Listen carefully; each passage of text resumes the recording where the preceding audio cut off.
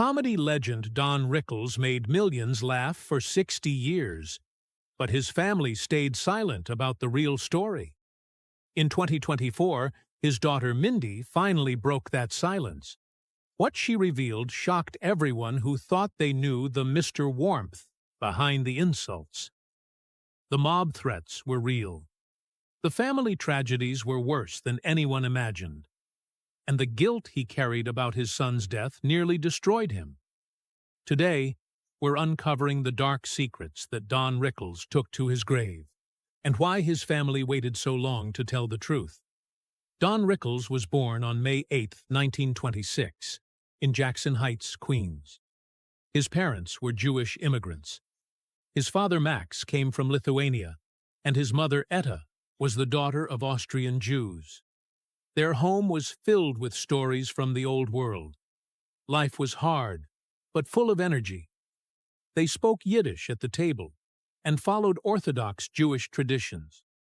Don grew up hearing stories about struggle, war, and survival. He learned early on how to find humor in pain. That would become the heart of his comedy later on. At Newtown High School, Don wasn't a good student. His grades were poor, but he stood out in other ways. He became president of the Dramatic Society. Teachers noticed that even if he didn't study much, he lit up the stage. He made fun of classmates and even teachers, right to their faces. Everyone called him the Clown Prince. He graduated during World War II and got what he called a war diploma, meant to push young men into the military. Even in a strict school, his wild humor broke through. When he turned 18, Don joined the Navy. He served from 1943 to 1946. He was stationed on the USS Cyrene, a ship that supported torpedo boats in the Pacific.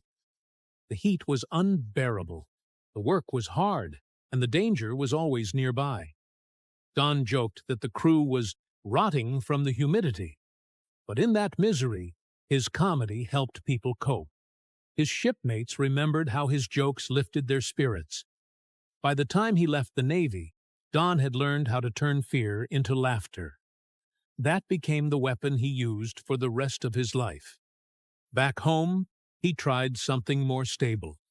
His father urged him to become an insurance salesman. Don put on a suit and gave it a shot. But it didn't work. He couldn't make a sale. His humor didn't fit with door-to-door sales. People slammed doors on him and he hated it. That failure crushed him, but it also pushed him to find his true path. His mother encouraged him to do what made him happy. That support helped him break free from the typical post-war grind. In 1948, Don enrolled at the American Academy of Dramatic Arts. It was a big step. He trained alongside future stars like Grace Kelly and Jason Robards. But drama wasn't his thing. His serious roles made people laugh, and not in a good way. Still, when he was allowed to ad-lib or play funny characters, everything clicked. He realized that failing at drama was actually a good thing. That failure helped him find what he was truly meant to do. The Academy gave him the space to discover a whole new kind of comedy. In the early 1950s, Don started performing in the Catskill Mountains. He needed money, and those small resorts were a place to get work. Audiences were close to the stage and loved to heckle. One night, people started shouting at him mid-act. Instead of ignoring them, Don snapped back. He insulted them with quick, sharp jokes. The crowd roared with laughter. That was the moment everything changed. His harsh, cold style wasn't just tolerated, it was loved. From then on, he leaned into it. He didn't back down from hecklers. He embraced them and made them part of the show. That's also when the phrase hockey puck was born. In the rough nightclubs of New York and Miami, Don needed a harmless insult that wouldn't get him punched. So he started calling people hockey pucks. It made no sense, but it was funny. People laughed, and the phrase stuck. Years later, when he voiced Mr. Potato Head in Toy Story, They even included it in the script. That one silly insult became part of pop culture, thanks to those wild early shows. From 1950 to 1970, Don performed almost non-stop. He played in clubs most people avoided, strip joints, run-down lounges, even mob-run night spots. Sometimes he did 3 shows a night, every day of the week. Audiences were often rude, drunk, or downright dangerous. But Don didn't quit. He sharpened his skills. He learned how to shut down hecklers fast. And every insult he delivered in those years helped shape the act that would later pack theaters in Vegas and get him onto national TV. The tough crowds built his stage armor. There was one night in New Jersey that nearly went too far. Don was doing his usual routine when he saw a man and his wife in the crowd. He made a joke about her size, comparing her to a moose. What he didn't know was that the man was connected to the mob. The room went silent. After the show, Don was called backstage. He feared the worst, but the man laughed and bought him drinks. It was risky, but moments like that became part of Don's legend. He was fearless, even when he probably shouldn't have been. Don Rickles had spent nearly 20 years trying to get noticed.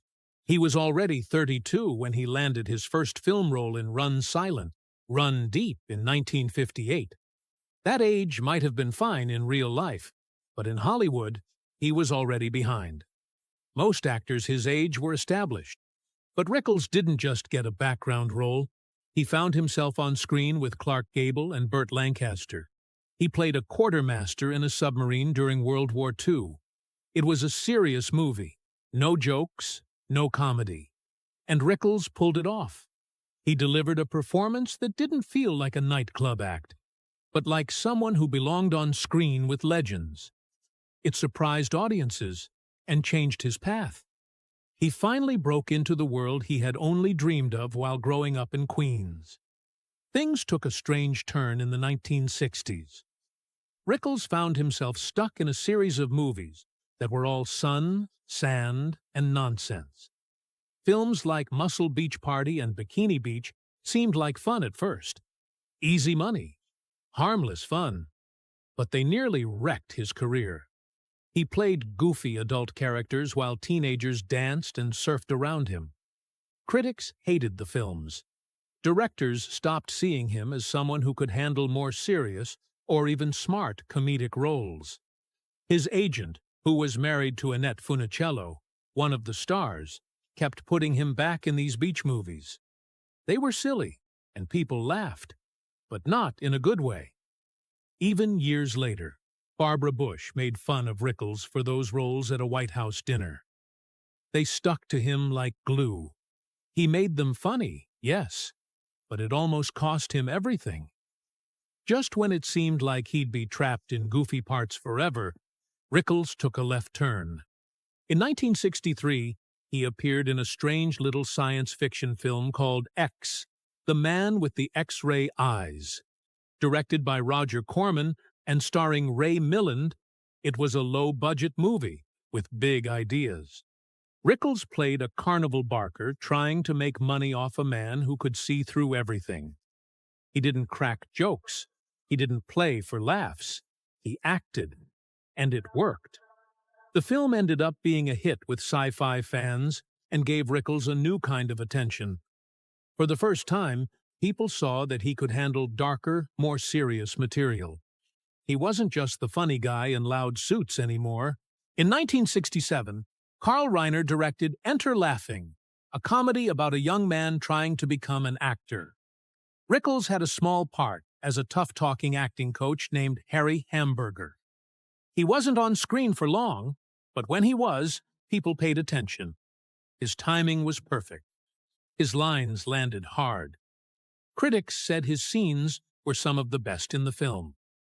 This was his first real shot at comedy on the big screen, and he nailed it. He finally got to show movie audiences the same magic he had shown in nightclubs for years. The film didn't make him a household name, but it got him closer. Then came Kelly's Heroes in 1970. That changed everything. The cast was stacked with stars: Clint Eastwood, Telly Savalas, Donald Sutherland. But Rickles held his own. He played a wisecracking supply sergeant named Crap Game, and he nearly stole the whole film. It was a war movie, but not a typical one. It had humor, action, and attitude. Rickles's fast-talking, money-hungry character was a perfect fit.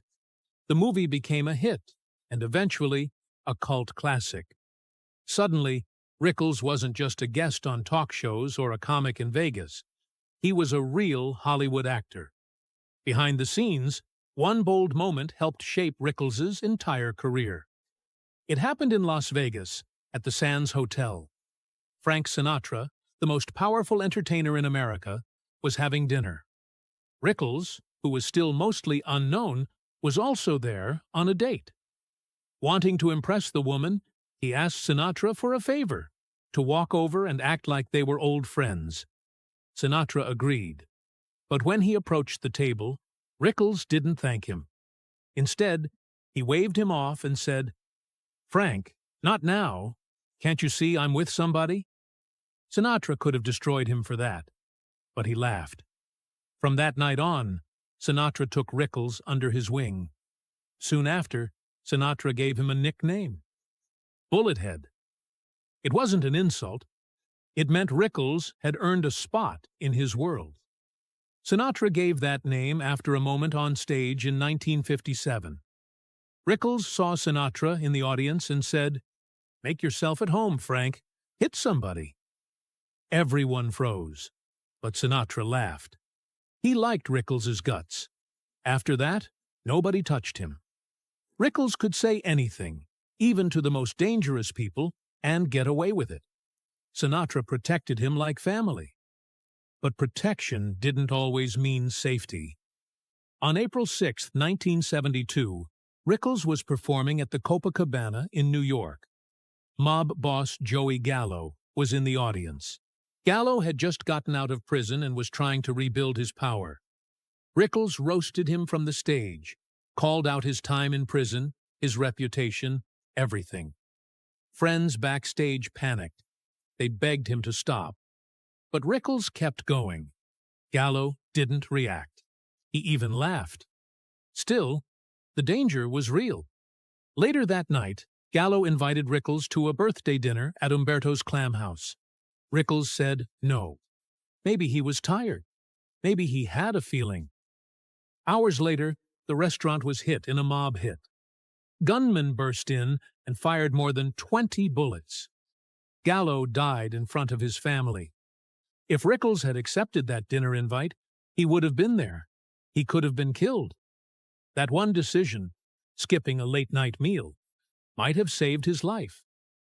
Even as Rickles got older, he kept performing. In 1985, he stood on stage at Ronald Reagan's second presidential inauguration. He had always been a Democrat, but he went because Sinatra asked him. That night, Rickles roasted presidents, cabinet members, and celebrities just like he always had. Nothing was off-limits. He didn't care about politics. He cared about the crowd. And the crowd loved him. Don Rickles didn't just appear on Johnny Carson's show. He owned the stage in a way that changed late-night TV. From the late 1960s through the 1980s, he showed up more than 100 times. Sometimes he was scheduled. Other times he just dropped in and took over. Carson loved it. He didn't just tolerate Rickles's jabs, he welcomed them. What could have ended most careers made Rickles a star. Carson even let him host once, while Carson played the guest. It worked because the two had something rare. Carson was calm and cool. Rickles was loud and fast. Their chemistry made every visit feel fresh. The audience knew what was coming when they heard the bullfight music. Rickles would walk out, ready to fire. Those moments helped make The Tonight Show a must-watch for more than a decade. In 1976, Rickles was filling in as host when something small turned into something unforgettable. He broke Johnny Carson's wooden cigarette box. It had been on Carson's desk since 1967. When Carson came back the next night, he was confused. Then he heard Rickles had done it. So he grabbed a camera crew and walked over to the nearby set of Rickles' new show. Carson barged in while they were filming and confronted him right there. It was raw and unscripted. Rickles joked his way through it. Carson pretended to be furious. The moment became one of the most replayed clips in talk show history. It wasn't just funny. It was something new. It broke the line between shows and made the host part of the story. Viewers had never seen anything like it. Rickles was great at live shows and variety programs, but sitcoms were a different story. In 1968, he got his own variety show. It didn't last. In 1972, he tried again. Same title, new format. This time he played an ad executive in a scripted sitcom, but it only lasted 13 episodes. Rickles couldn't shine in a controlled setup. His humor needed freedom. The scripts slowed him down. Audiences and critics noticed. The spark that made Rickles special didn't work inside sitcom rules. But those failures showed something important. Some performers aren't made for sitcoms. They're at their best when they can be themselves. That lesson shaped how Rickles was used in later shows. Then came CPO Sharkey. It aired from late 1976 to spring 1978, and finally gave Rickles a TV home. The show put him in a Navy setting, just like his real-life service in World War II. He played Chief Otto Sharkey, a man who barked insults but actually cared about his crew. The cast was diverse, with characters from different ethnic backgrounds. Rickles poked fun at all of them, but it was done with a strange kind of warmth. The jokes were edgy for the time, especially in episodes like the one about punk rock. But it worked. Rickles had room to be himself. He wasn't boxed in by sitcom structure. The show ran for 37 episodes. It wasn't a massive hit, but it proved that with the right setup, Rickles could lead a series. Between 1973 and 1984, Rickles found another perfect fit: the Dean Martin Celebrity Roasts. He didn't just take part, he dominated. The idea was simple. Celebrities got roasted by their friends. But Rickles raised the bar. He was fast, sharp, and fearless. Everyone from Bob Hope to Ronald Reagan sat on that stage. And when Rickles spoke, they listened, sometimes nervously. One of the most famous roasts was Frank Sinatra's. Rickles went hard, even with mafia figures in the crowd. People held their breath until Sinatra laughed. That laugh gave everyone else permission to laugh too. In 1976, Rickles even roasted Dean Martin himself in front of legends like Orson Welles and John Wayne. For 10 years, these specials beat many scripted shows in ratings. Rickles became the one everyone wanted to be roasted by. Getting insulted by him meant you had made it. Don Rickles spent years making the world laugh with his sharp tongue and fearless comedy. But offstage, his story was filled with quiet love, heartbreaking loss, and moments that few people ever saw. In 1965, everything changed for him when he met Barbara Sklar. He was 38 and still searching for something real. She wasn't impressed by his fame or his insults. She didn't laugh at his jokes, and that caught him off guard. It also pulled him in. She wasn't like the others. She was calm, grounded, and honest. That honesty gave him the space to drop the act and finally be himself. They got married on March 14, 1965. For the next 52 years, they were almost never apart. Barbara stood by him through the chaos of show business and raised 2 children with him, Mindy and Larry. Don often joked about her on stage, but in private, he called her the anchor of his life. She followed him on tour, rearranged her schedule for dinners, and supported him through everything. After he died in 2017, she even took over his Twitter account to keep his voice alive for his fans. But their love story also had deep pain. Their son Larry was born on May 12, 1970. He followed his father's path into entertainment and produced the HBO documentary Mr. Warmth, The Don Rickles Project, which won an Emmy in 2007. People thought he was just getting started. Then, on December 3, 2011, Larry died suddenly from pneumonia. He was only 41. Don and Barbara were devastated. Friends said they were broken by the loss. For Don, who was already in his 80s, it was a wound that never fully healed. 10 years later, the story turned even more tragic. On March 14, 2021, Barbara passed away at age 84 after battling non-Hodgkin lymphoma. It was the exact date of their wedding anniversary. They had been married 56 years to the day. Friends and fans were stunned by the timing. It felt like the final note in a love story that had seen both joy and heartbreak. Barbara wasn't just Don Rickles' wife. She was his partner in every part of life, and their bond stood the test of time in a way few Hollywood couples ever manage. There was another side of Don that only came out in front of the camera, but not in his usual setting. When he was cast in Casino in 1995, people were surprised. The film was a serious, violent crime drama directed by Martin Scorsese and starring Robert De Niro, Sharon Stone, and Joe Pesci. Rickles was a comic, not a dramatic actor. Scorsese warned him before filming started that De Niro was intense and serious about his process. Rickles didn't care. He joked through it anyway. De Niro was famous for never breaking character. He stayed silent and focused even between takes. But Rickles didn't follow those rules. In one scene, De Niro was quietly smoking a cigarette, building tension. Rickles couldn't help himself. He suddenly shouted, "Will you say the goddamn lines? It's almost 6 o'clock. I've got to go home." The crew burst into laughter. Even De Niro cracked. And that wasn't the only time. Rickles roasted him during another take, calling out, "Get somebody that can talk, for Christ's sake. This guy's making $8 billion. I'm making 2 and a coffee."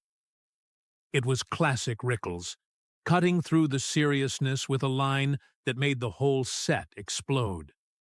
The most surprising moment came when he actually made De Niro fall to the floor laughing. Even Scorsese couldn't hold back. Rickles' timing and deadpan delivery tore down the wall of seriousness and reminded everyone how powerful humor could be, even on a tense film set. He mocked mobster lines and still delivered a performance that earned real respect. In Casino, he played Billy Sherbert, the loyal head of casino security. The role wasn't flashy, but Rickles brought quiet strength to it. It showed he could do more than make people laugh. He could act with restraint and power when it counted. In 1995, something happened that nobody saw coming. Don Rickles, a comedian known for roasting celebrities with brutal honesty, suddenly became the voice of a children's toy. At 69, Rickles was asked to play Mr. Potato Head in a brand-new animated film called Toy Story. It was Pixar's first feature, and no one knew if the movie would even work. Rickles had never voiced a cartoon character before. He was used to live crowds and smoky clubs, not recording studios. John Lasseter, the director, showed up at Rickles' house with a Mr. Potato Head toy in hand. As Rickles opened the door, the toy's pieces fell off. Lasseter joked that Rickles' head looked like a potato too. That moment broke the ice. Rickles agreed to try it out. At first, it felt strange, but soon he was bringing his sharp humor to the character in ways no one else could. Suddenly, millions of kids were laughing at lines from a man who had once roasted Frank Sinatra, and they had no idea who he was. What surprised Rickles even more was how his own grandchildren reacted. Ethan and Harrison Mann had grown up with Pixar movies. They had seen their grandfather perform in person. They knew he had starred in films with Joe Pesci, and had been on TV since the 1950s. But none of that mattered to them as much as Mr. Potato Head. That character was their favorite. According to his daughter, Mindy, that was the first time they saw their grandfather as something bigger than life. They went to the Toy Story 3 premiere in 2010, and it became one of the family's proudest memories. Mindy said the role didn't just make her father famous again, it made him unforgettable. In their house, he wasn't just Don Rickles, he was Pop Pop, the sarcastic potato. What started as a single film turned into a long-term part of Rickles' life. He came back for Toy Story 2 in 1999, then Toy Story 3 in 2010. Even after he passed away in 2017, he somehow appeared again in Toy Story 4, which came out in 2019. Along the way, he voiced the character for Disney theme parks, holiday specials, and video games. For one ride alone, he recorded over 750 different lines. He spent more than 35 hours in the booth, pushing his voice so hard he couldn't speak afterward. But he kept coming back. Even when his health was failing, he said yes every time they called. He didn't see it as work. He loved that little toy. Rickles didn't change his style for the role. He read the lines, then started improvising. His jokes were fast and raw, just like in his stand-up days. Pixar loved it. They shaped the animation to match his voice. Most of Mr. Potato Head's best moments weren't written in the script. They came from Rickles being himself. Behind the scenes, the man who insulted everyone on stage turned out to be kind and humble in person. Animators were shocked by how sweet he was. The character wasn't just funny. He felt real. When Rickles passed away in April 2017, fans and the Pixar team were devastated. He hadn't recorded anything for Toy Story 4 yet, but his family didn't want his character to disappear. So Pixar's sound engineers dug through decades of recordings, old takes, theme park clips, even video game audio.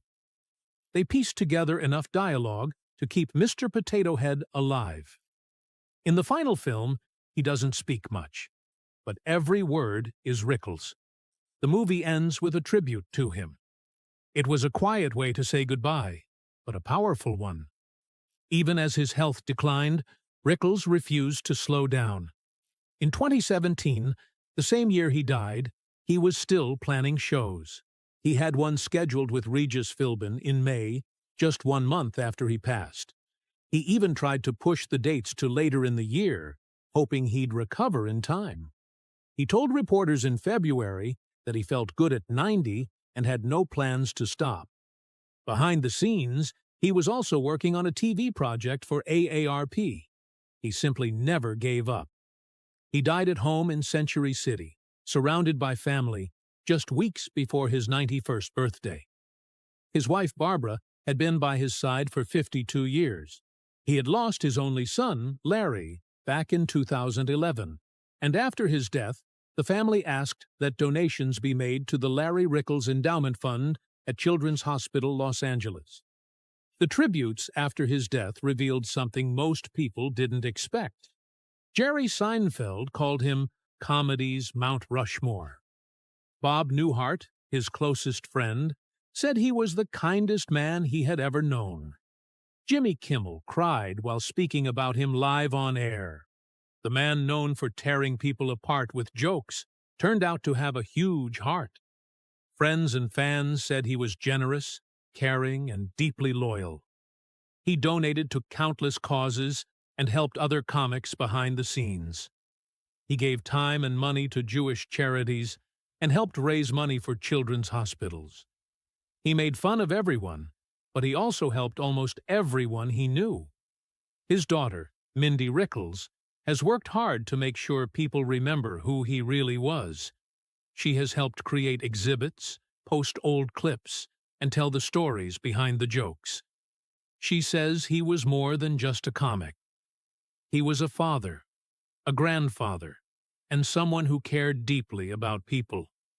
She's made it her mission to share that side of him, Because even though Don Rickles will always be remembered as the funniest insult comic in history, the truth is, his biggest legacy might be how much he cared.